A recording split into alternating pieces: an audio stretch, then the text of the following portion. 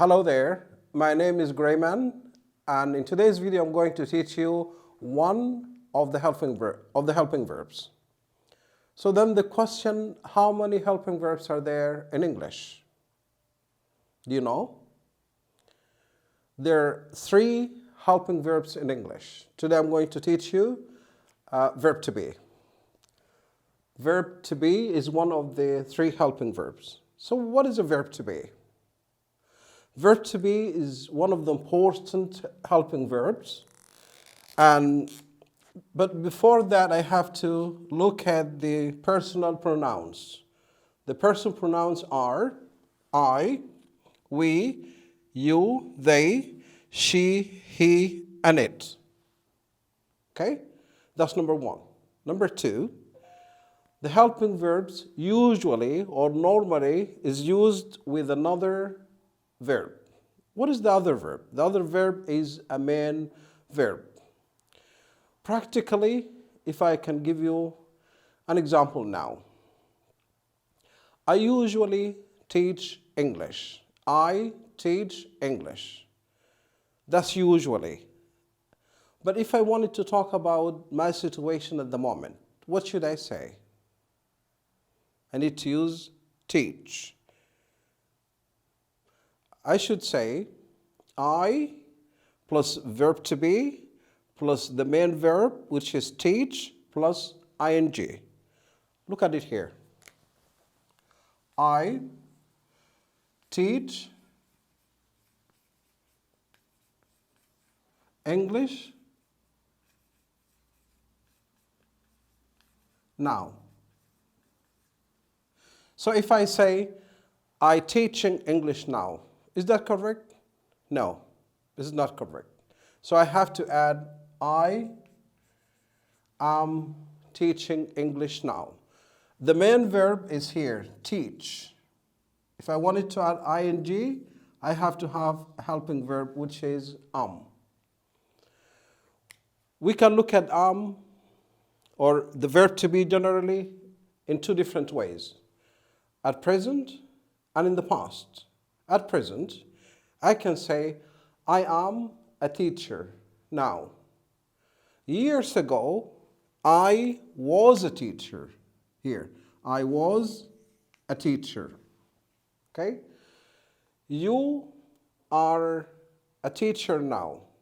Years ago, you were a student. You were a student. Here. And I assume that myself and my colleagues, we are teachers now, but years ago we were teachers. And the same thing for you and for they. Where? My friend, who's a teacher now, I would say he is a teacher right now. You say, or she is a teacher, or he is a teacher, or the cat is right here. This is the present. The past, I would add was for all these 3. Okay? My friend is a teacher right now. But a couple of years ago, he was a teacher. So that's how we use the present. In the present, we use the verb to be this way with the red ones, and the black ones we use the verb to be in the past. If I look here, this is a contracted format of verb to be. Contracted means not a full form. This is a full form.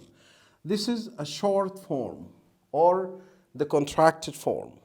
So instead of saying I am, we say am. We are, we say were. You are, we say you're. They are, we say there. She is, she's. Instead of saying she is a teacher, we say she's a teacher. He is a teacher, we say he's a teacher.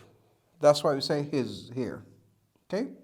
Later I'll talk about some confusion happen when people use these pronouns. I'll talk about that in details. So when it comes to negative, Let's look at negatives when it is in the full form. I am not. For example, I am not a doctor. I am not a doctor. But people do not speak that way. People will say, I'm not a doctor.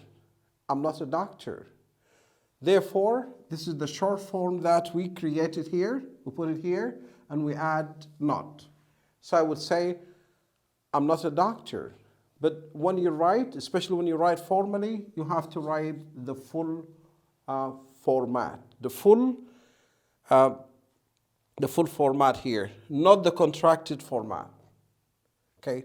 The same thing would apply to all this. So we say here, we are not doctors. We don't speak that. We say we're not doctors. We're not doctors here, this one. If you notice here, the ones with red. So here we say we're not.